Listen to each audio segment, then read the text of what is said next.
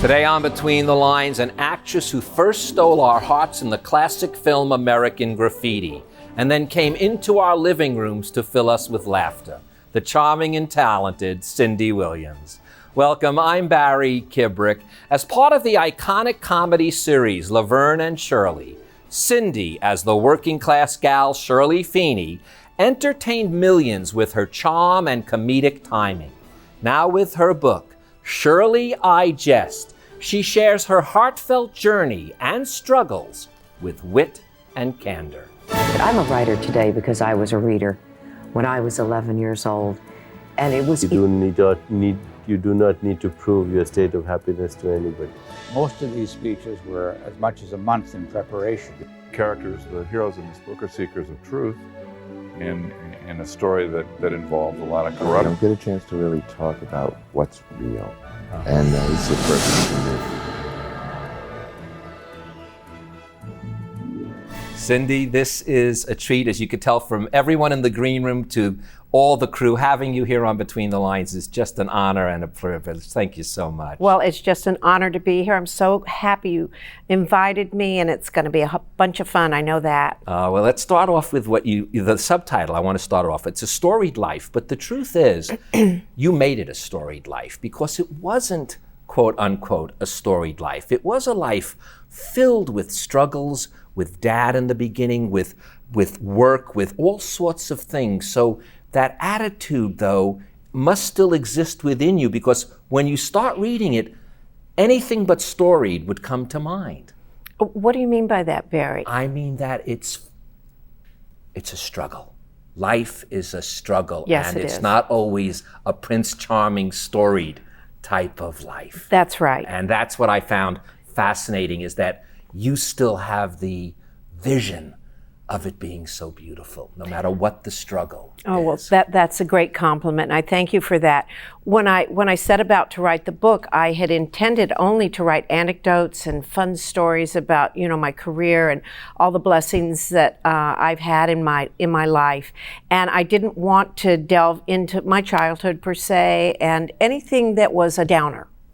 And I was asked to write about my childhood and to begin it there, and to add that that beat to it, and that's how it became A Storied Life. Well, you know something though, that is what the viewers and the readers though really can relate to. It's hard for us to relate to the famous Cindy Williams, but it's not to the down-to-earth Cindy Williams, who struggles like we struggle to this day, who deals with issues that we deal with. And that, when you brought those things out, that's what touched me about the book, although it is a hilarious read as well. I mean, there's no doubt about it, but it's that passion that you shared with us.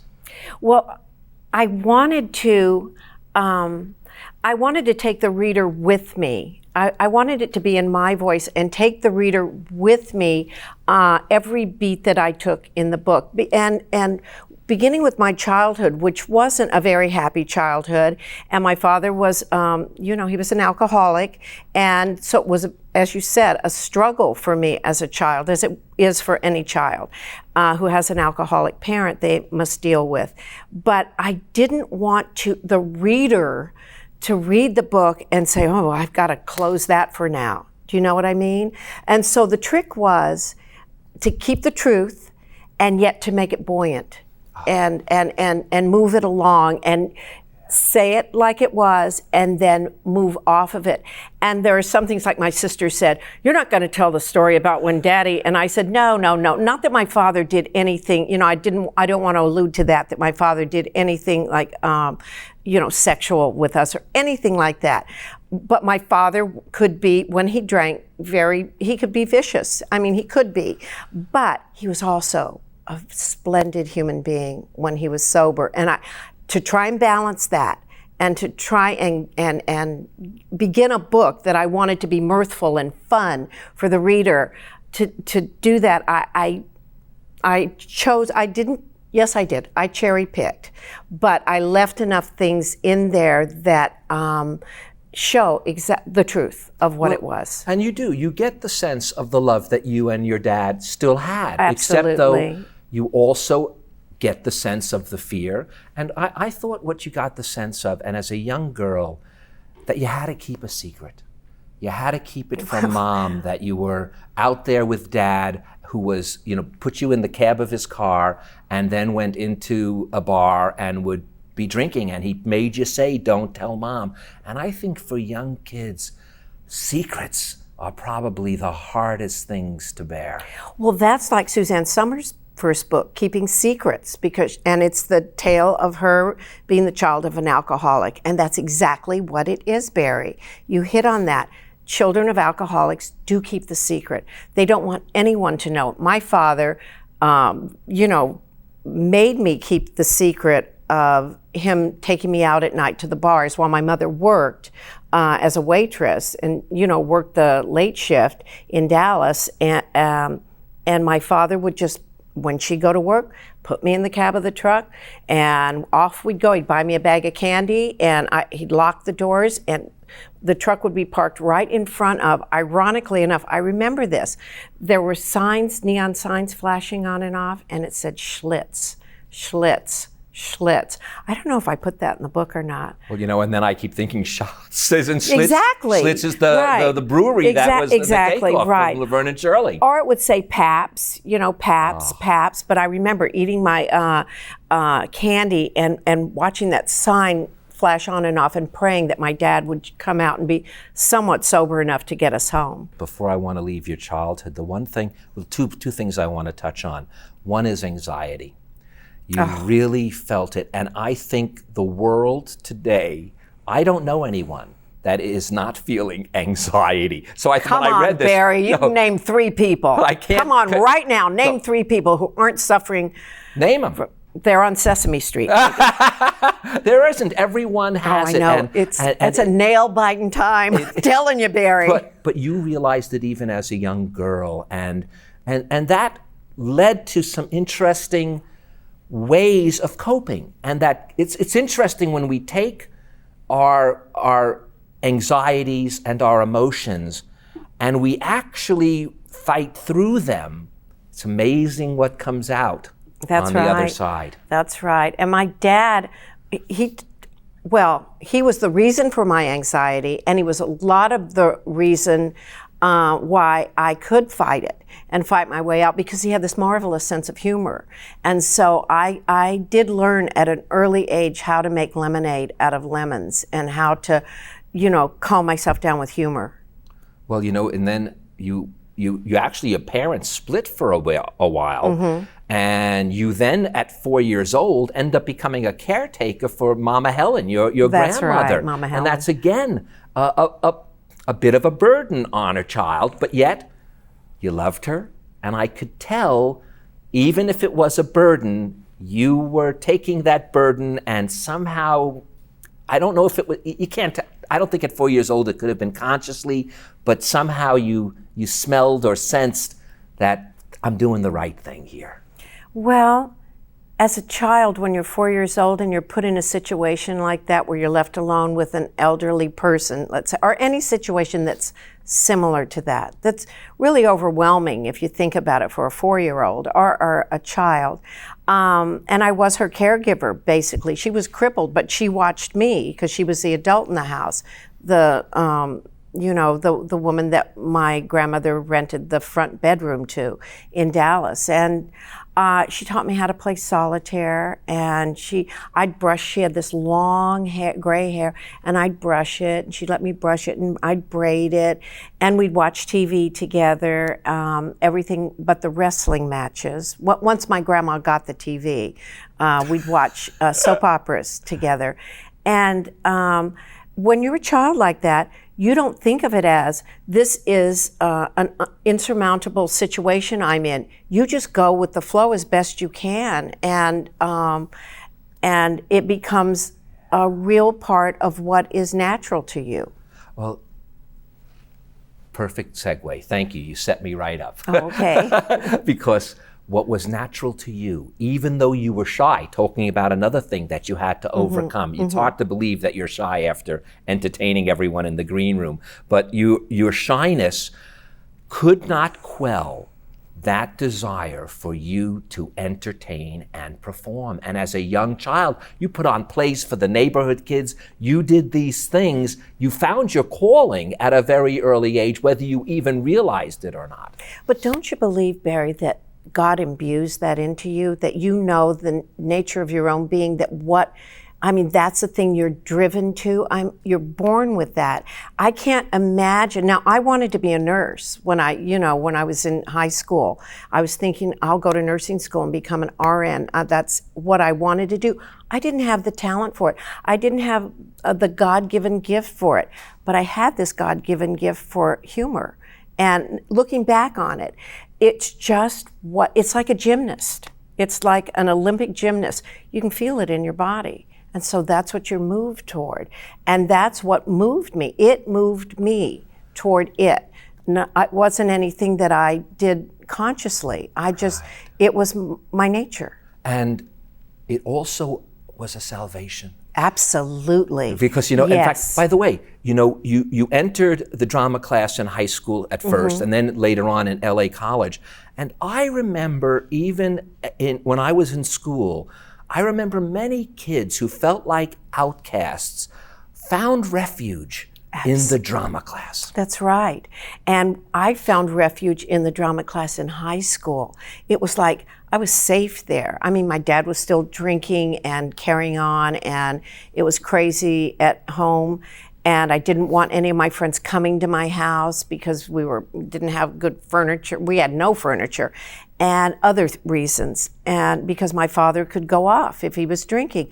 But in theater, when I was introduced to Shakespeare and just all, the great plays of the World Theater, it was like I wasn't alone. I had all those characters, those beautiful words, that wonderful proscenium that was another life, that became real to me and my family and my salvation. Well, you realized, even then you said it was fate.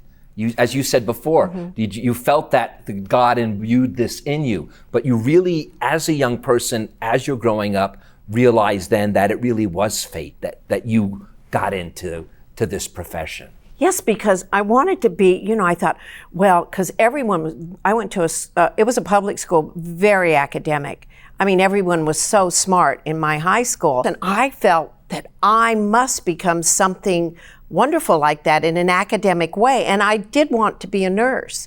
And except God did not give me any kind of academic talent whatsoever. And I took not chemistry, I took biology twice, and once in summer school, and with all those grades put together, I got a C-. And I thought, who the heck wants a nurse who got a C- in biology? And I knew I wasn't going to pass my SATs. I just knew it. I knew it as much as I knew I could be funny. Now, you mentioned Gary Marshall and Fred Roos, and that's how you get your start. But right before you do, you are doing the classic waitress business in Hollywood.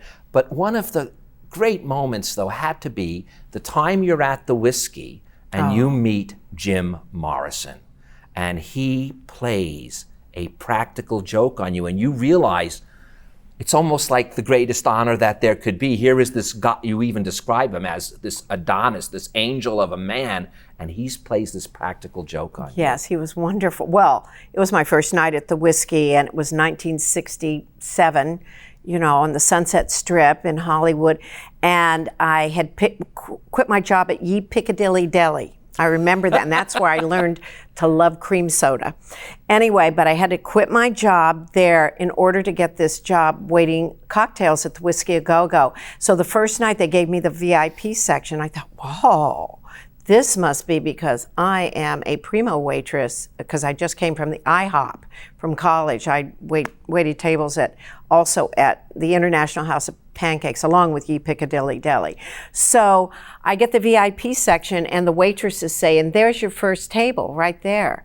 So I go over, and there's two blondes and a man who has his back to me. And I'll never forget this. I asked the two ladies, what would you like? And one's Tom Collins, and Tom Collins, and the other one says, Tom Collins. I go, Tom Collins, I wonder what that is. And then I say, and you, sir? And he turns around and it's Jim Morrison, and I'm like, and he's so gorgeous. And it's like the light just hit him in the perfect way. And he says to me, I'll have a bottle of Jack.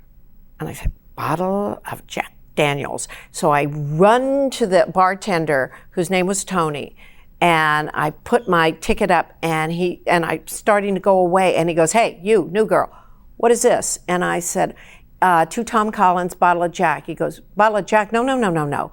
We can't serve a bottle of Jack to the table. And I go, oh, well, you know it's for. He goes, is Morrison in the club? And I said, yes, he is. It's Jim Morrison. And he said, well, you go back and tell him he knows perfectly well I can't serve a bottle of Jack at the table. I can give him a double or a single, no bottle of Jack. And I go, okay. I go back to the table. I say, Mr. Morrison, sir, I'm so sorry, but I'm not allowed to serve you a bottle of Jack at the table. I can bring you a single or a double, but no bottle of Jack. And he says, who's tending bar, Tony? And I said, yes. He said, well, you go back and tell that so-and-so I've had a bottle of Jack at the table before, and I want a bottle of Jack on the table tonight. So I give pause for a moment, and then I go back to Tony, and I said, he wants his bottle of Jack on the table. He says, well, he can't have a bottle of Jack on the table. Anyway, it goes back and forth like this until I'm in tears and other customers are trying to garner my attention. And finally, Jim Morrison takes my hand and he asks me my name. And this was very big in the 60s, and no one remembers this but me. Anyway, he takes my hand, asks me my name, and I say, Cindy. And he said, well, Miss Cindy, we're just playing with you. Bring me a double. And I look around, and all the waitresses, the bartenders, the busboys, everybody is laughing at me, and they had punked me. And but who better than Jim Morrison to punk you, great. huh? And he, he was just so sweet. It was such an honor. It was like humiliating at first, and then I thought, no, wait a minute, this is kind of an honor, to have Jim Morrison pay that much attention to me. Now, doesn't take too long, and you're cast in what becomes one of the American iconic films, American Graffiti. Correct. And then you, in one of my favorite films, Francis Ford Coppola's The Conversation, and then the bottom falls out. Right. And that's, to me, when you smell the success and the bottom falls out, I always find that has to be harder than not smelling the success. Oh, yeah. You start smelling something else, and it's not good. Anyway, yeah, that was, but you know what? It harkens back to that, to my childhood and to lemons, and lemonade. And I took it on the chin. I was okay with it. And I just steadied myself, and a lot of prayer, and steadied myself and said, well, what if I never work again? What if this is the end? Well, what am I going to do? And then I started making plans to go out of town to wait tables, to move to Oregon, to this little town, Eugene, that I had done this little part in a movie that Jack Nicholson had directed called Drive, he said, and I fallen in love with this town, and I knew I couldn't wait tables in LA because I was recognizable with my peers, and it was like really humiliating for me. And so I thought, I'll just go for a year, collect enough money, because I was dumb out of money, also. And my mother was about to give me my last month's rent on my place in LA, and then I was moving up to Oregon, and then other things occurred and that stopped me. Well, you did mention Gary Marshall. Yes. And the first thing he does is he becomes your manager, I guess, That's to some right. extent. And he pairs you and his sister Penny first as writers. Well, this was actually Fred Roos, who was his partner in Compass Management, which was the management company that Gary Marshall and Fred Roos established, and for young talent. And Francis Coppola was producing a bicentennial spoof titled My Country 'Tis of Thee. And they were getting teams of writers together to write sketches, and it was going to depict sketches in comedy terms and musical terms to depict the building of America, coming to America and the establishment of America to 1976. And so I was teamed with Penny Marshall as a writing team. And Gary obviously sees the dynamics. He's created Happy Days, and he says, I need a Laverne and a Shirley. Well, yes, and we were in our little office writing, and the phone rang, and it was Gary, and Penny talks to him for a minute. She goes, yeah, that sounds good. She goes, Gary wants to talk to you, Cindy. And so he says, I was just asking Penny if you girls would take off a week and come over and do a Happy Days episode and play these girls who date the fleet. And I thought, oh, that sounds like fun. And I thought, and that will make me enough money so I can stay in town for another month or so. So we go over and we play these two girls. Penny and I had never seen the show. And I didn't have a TV at the time. And I knew kind of what it was about because my sister was an extra on the show. And but having read the script and having Gary describe the girls as two girls who date the fleet, Penny and I just decided, well, they'll be smoking, chewing gum, fixing each other's bra straps, taking pin curls out of each other's hair. When we entered, that we talked about it. And so we did just that, smoking cigarettes, and we enter and we take each other's pin curls and fluff each other's hair and adjust each other's bra straps and look around the room and see Fonzie and Richie on the other side of the room. She goes, there they are. This is the first rehearsal, mind you. We take the final drag off our cigarettes, flick our cigarettes across the room, and Jerry Paris, who was directing, screams, stop! What are you doing? So you don't smoke in Family Hour. There's no smoking on television. And we were so frightened, and we said, we're sorry. Well, okay, we'll lose the cigarettes. He goes, yes, you will lose the cigarettes and a lot of that other stuff you're doing. So we go back and we go, what's Family Hour? We go back stage together, and what is Family Hour? So we adjust it, and we come back on, and we're just chewing gum, and we take each other's pin curls out and see the boys across the room and wave to them. But when we first, the way we interpreted it, the two characters was real floozy-ish, cigarette smoking, gum chewing broads. But then the spin-off. I mean, one of the most successful spin-offs of all times. The premiere was 36 million people. And you just become an icon. I mean, you heard my wife talk about her brother and everybody here. It becomes an iconic show in the minds of America. I guess so. I mean, Penny and I are still trying to figure that one out. I mean, we see it, and while we were doing it, we were just trying to make it laugh out loud funny. That was our goal. Laugh out loud funny, stay true to these two girls who were working girls like us. And it never struck us. When Gary came down and said, oh my God, the overnights, it's 36 million, or whatever he said, but we knew it was, we never processed it, ever. And I don't think to this day, sometimes I'll go over and see Penny and I'll go, I caught a glimpse of a clip of the show, and there was this thing that made me laugh out loud. I didn't even know it was us. I turned around in this room, and that happened to me. It's happened a couple times. And I said, and I burst out laughing at whatever was going on, and I remember telling her, you should take a look at the dinosaur show, because it'll make you laugh, and you'll be very pleased with yourself. But we're the kind of people, Penny and myself, who are never pleased with ourselves. It's just like, we never thought we were the popular girls or and that's, I think, part of the dynamic of the show and why it was successful. We were part of that blue collar, working class. Wolf, always nipping at your heels, trying to get the rent together, trying to get the electric bill paid off, and we stayed true to that. And we had to have some arguments sometimes about staying true to that.